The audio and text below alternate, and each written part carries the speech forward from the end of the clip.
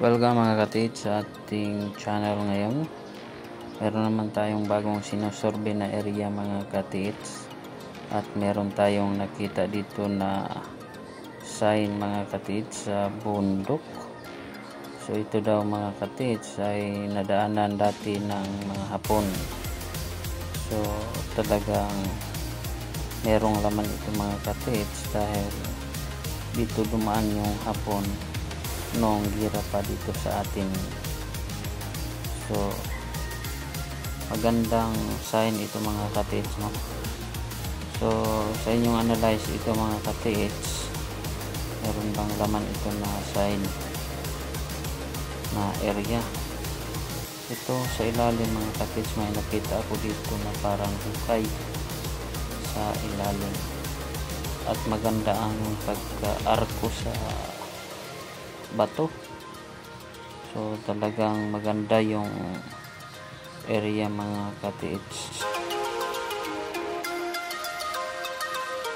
So tingnan nyo na lang mga katids yung mga sign na nandito sa gilid, no? Parang meron silang linagay dito sa gilid ng bato ng mga sign na para palatandaan sa area na meron silang linalagay. Kasi talaga yung mga Hapon mga katids ay yung linalagyan nila ng item ay kailangan talagang meron silang makita na mga bato, kasi doon nila linalagay yung mga sign. So tulungan nyo ako mga katids sa pag-analyze dito mga katids, kasi wala ang ating analyzer dito, no? Hindi natin kasama yung analyzer natin na merong locator. So ako lang talaga at yung nakakita dito sa area na ito, yung partner ng half sister ko mga katids ang kasama ko dito sa area. So ito daw ay nakita niya dito sa bundok. So tinitingnan namin. Ang baba pala nito mga katids ay merong sapa na malaki, at meron pang kuweba. So pag merong kuweba at merong mga sapa, talagang dadaanan talaga ng mga Hapon yan mga katids. So maganda na mga katids na area, kasi sino naman ang maglalagay ng ganito na mga sign sa area kung walang linalagay nila ng mga item.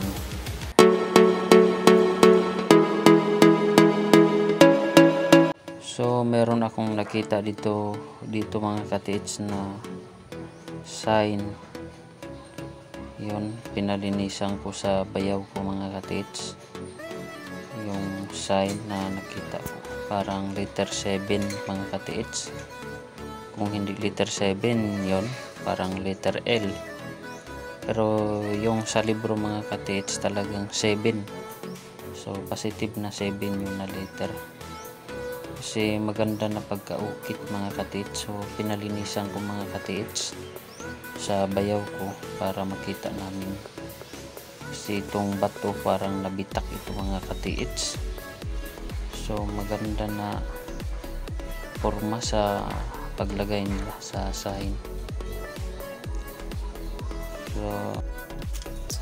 So linisan talaga ng bayaw ko ito mga katids para makita namin kung ano pa ang linalagay nila na mga litra, na patunay na meron silang linalagay dito na side, yung paligid dito mga katids. Kung wala naman dito, so nandito sa paligid.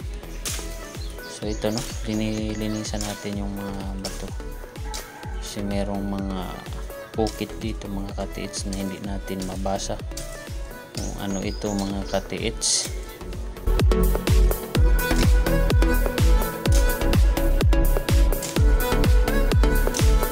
Talagang mahilig yung mga Hapon sa may mga area na ganito na merong mga malaki na bato.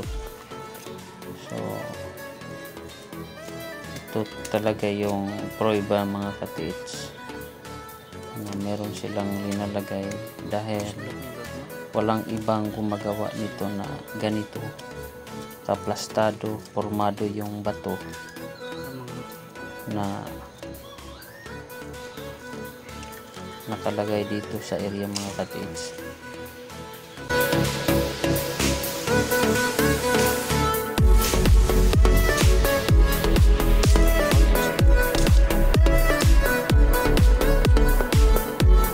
So ito na mga katiits, na linisan na natin yung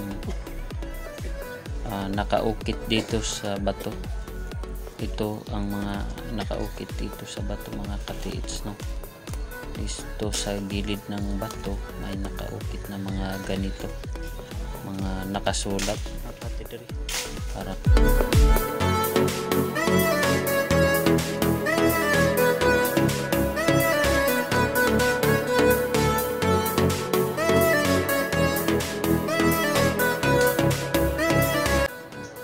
so ito na mga katiits, na linisan na ni Bayaw yung area. So mayroong bitak dito na banda mga katiits.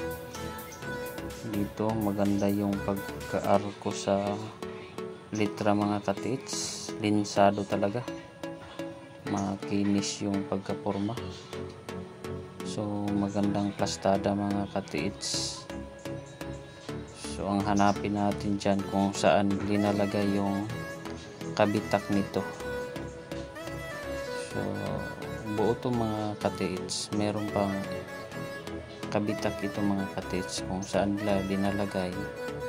So yun ang hahanapin kasi nandito lang sa paligid yan linalagay.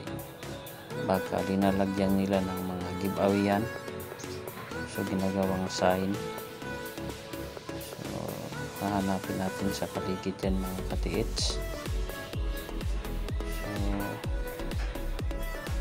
So mga katiits, no, ipakita ko yung kabuuan ng area dito mga katiits, no, yung kabuuan ng area na nalagyan nitong bato na to.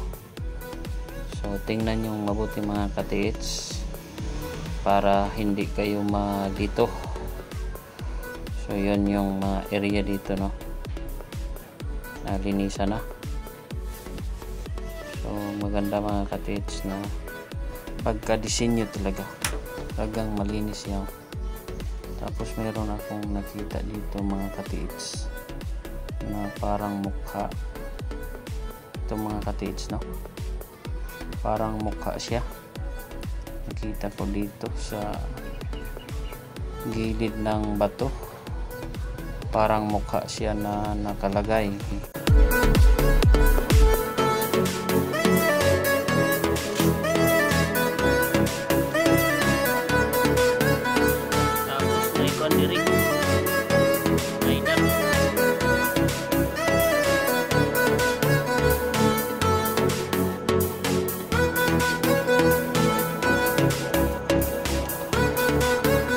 So hanggang dito na lang mga katiits.